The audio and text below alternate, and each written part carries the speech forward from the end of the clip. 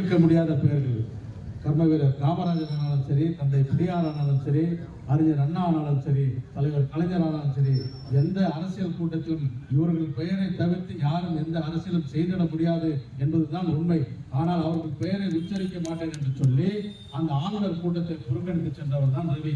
இது அதே போல நேற்றைக்கு நடந்த கூட்டத்தில் கூட தமிழ்தாய் வாழ்த்து சொன்ன பிறகு தேசிய கீதம் பாட வேண்டும் என்று அவர் சொன்னார். எப்படி தேசிய கீதம் பாட? நம்முடைய மரபு, தமிழர்களுடைய மரபு, தமிழ்நாட்டினுடைய மரபு, காலம் காலமாக காலம் தொட்டு இருக்கின்ற மரபு. தமிழ்தாய் வாழ்த்து தொடங்குகின்ற போது தமிழ்தாய் வாழ்த்து பாடி நிகழ்ச்சிகள் முடிவற்ற பிறகு தேசிய கீதம் பாடுவதுதான் நம்முடைய மரபு. அதை அவிழ்பொடியாக்க வேண்டும், தான் நினைத்ததை நடந்திட வேண்டும் என்று அவர் நினைக்கிறார். அவருக்கு தெரியும் நம்ம தேசிய கீதம் பாட மாட்டோம், தமிழ்தாய் வாழ்த்து முடிச்சுட்டு அடுத்த நிகழ்ச்சி தான் நடத்துவோம், தேசிய கீதம் பாட மாட்டோம் என்பதை ஆளுநருக்கு நன்றாக தெரியும். தெரிந்தும் தான் புறக்கணிக்க வேண்டும், அந்த கூட்டத்திலிருந்து அந்த ஆளுநர் உரையை பேசாமல் எழுந்து செல்ல வேண்டும் ஒரே நோக்கத்திற்காக இப்படி ஒரு குற்றச்சாட்டை சொல்லி வெளியேறியிருக்கிறார். இதற்கு இன்றைக்கு எதிர்கட்சியாக இருக்கின்ற முன்னாள் முதலமைச்சர் எடப்பாடி பழனிசாமி கூட துணை போயிருக்கிறார். அன்றைக்கு சட்டமன்றத்திலே கூட எடப்பாடி பழனிசாமி இதற்கு சட்டமன்றத்திலே ஆனாலும் சரி, சட்டமன்றத்துக்கு வெளியிலே ஆனாலும் சரி, இதற்கு ஒரு கண்டனம் கூட தெரிவிக்காத எடப்பாடி பழனிசாமியை இந்த தமிழக மக்கள் என்றைக்கும் மன்னிக்க மாட்டார்கள் என்பதுதான் உண்மை.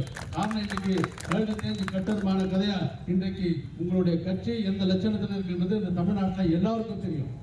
இனியும் போக போக எடப்பாடி பழனிசாமியே நீ சட்டமன்றத்துக்கு போக முடியாத ஒரு சூழ்நிலை இன்றைக்கு தமிழக மக்களால் உங்களுக்கு வழங்கப்படுகிற தண்டனை இருக்கிறது.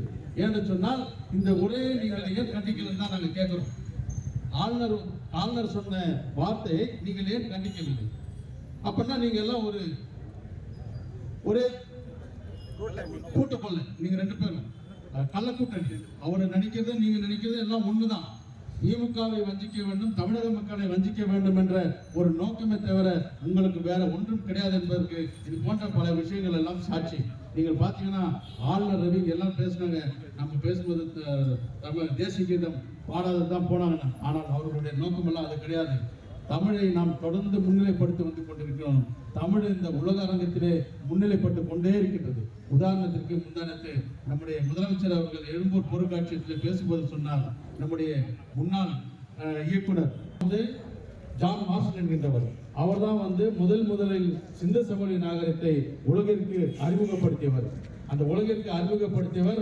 அது ஏதோ இவர்கள் எல்லாம் வடநாட்டவர்கள் எல்லாம் அந்த சிந்து சமவெளி நாகரிகம் ஆரிய நாகரிகம் என்று பேசிக் கொண்டிருந்தார்கள். இன்றைக்கு சிந்து சமவெளி நாகரிகம் தமிழ் நாகரிகம் ஒன்று, அது ஆரிய நாகரிகம் அல்ல, இது தமிழர்களுடைய நாகரிகம் என்ற அளவிற்கு இன்றைக்கு அது வெளிவந்து கொண்டிருக்கிறது. இந்த வைத்தறிச்சல் தான் உங்களுக்கு காரணம். அந்த ஜான் மார்ஷலுக்கு சிலை வைக்கிறேன் என்று நம்முடைய முதலமைச்சர் சொன்னார்.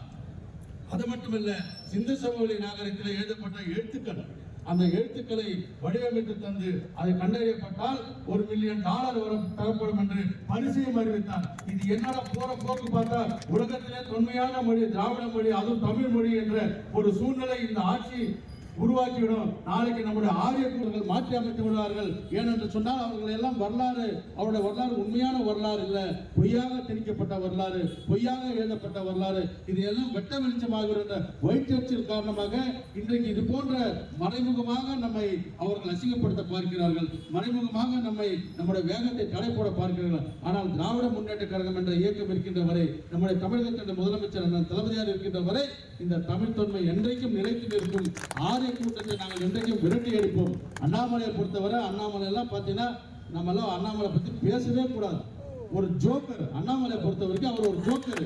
எப்படா இவங்கெல்லாம் இந்த ஆளுநர் ஆனாலும் சரி, இந்த அண்ணாமலை ஆனாலும் சரி, எப்படா இவங்கெல்லாம் ஐபிஎஸ் ஆனாங்க? ஒருவேளை இவங்க ஐபிஎஸ் அதிகாரியா இருக்கும்போது இவர்கள் எல்லாம் அந்த மக்களுக்காக எப்படி வேலை செஞ்சிருப்பாங்கன்னு நீங்க யோசிச்சு பாருங்க. இவங்க நடுநிலையா இருந்திருப்பாங்களா? இவங்கெல்லாம் கடந்த காலங்களெல்லாம் இவர்களுடைய வழக்குகள் ஆனாலும் சரி, இவர்களுடைய காலங்கள் பார்த்தீங்கன்னா இவர்களெல்லாம் ஒருதலை பட்சமா தான் கண்டிப்பா செயல்பட்டிருப்பாங்க. ஜம்மு காஷ்மீர்ல ஒரு கோயில்ல வைத்து 6 வயது சிறுமியை பலாத்காரம் செய்யறாங்க பிஜேபி காரங்க. தொடர்ந்து ஒரு கூட்டம் பலாத்காரம் செய்யுது. யூபியில தொடர்ந்து பலாத்காரம் செய்கிறார்கள்.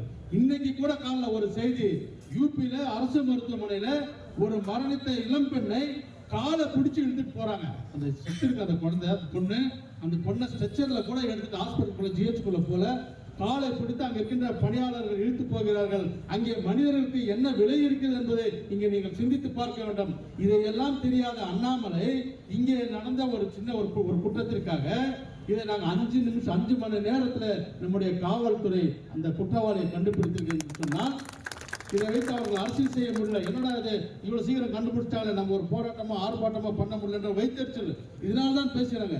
இந்த அண்டை மாநிலத்தில் நம்ம எடியூரப்பா முன்னாள் முதலமைச்சர் பாரதிய ஜனதா சார்ந்தவர் அவர் மேல பாலியல் வழக்கு இருக்குது. இதற்கெல்லாம் அண்ணாமலை நீங்கள் என்ன பதில் சொல்ல போகிறீர்கள்? இதற்கெல்லாம் நீங்க கரண்ட் கம்பத்தில் தொங்க போறீங்க.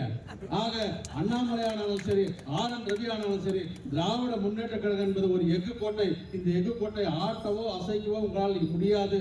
உங்க பாஸ் அமித்ஷா ஆனாலும் சரி, மோடி ஆனாலும் சரி, யாரானாலும் திராவிட முன்னேற்ற கழகத்தை பொறுத்தவரை, தமிழகத்தை பொறுத்தவரை நீங்கள் எங்கள் வட்ட பூஜ்ஜியம் தான், 0 தான்.